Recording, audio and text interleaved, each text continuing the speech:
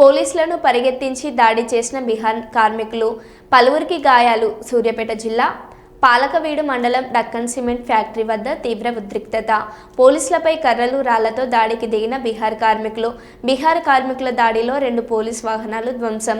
నిన్న డెక్కన్ సిమెంట్లో పనిచేస్తున్న సమయంలో గాయపడిన ఓ కార్మికుడు మిర్యాలగూడలోని ఓ ఆసుపత్రికి తరలించగా చికిత్స పొందుతూ మృతి. న్యాయం చేయాలని కంపెనీ ఎదుట కార్మికుల ఆందోళన. చెదరగొట్టే సమయంలో కార్మికులకు పోలీసులకి మధ్య ఘర్షణ. దీంతో పోలీసులపై దాడికి దిగిన కార్మికులు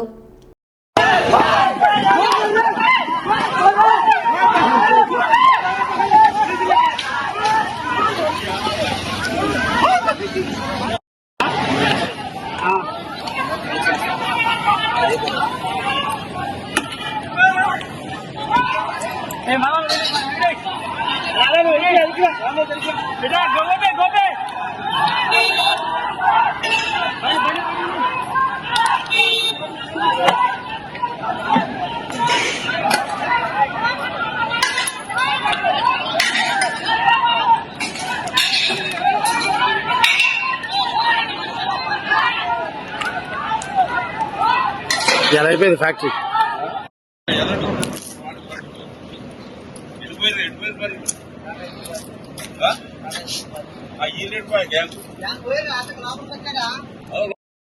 ఎస్పీ గారు ఇప్పుడు వస్తాడు. ఎస్పీ గారు వస్తాడు.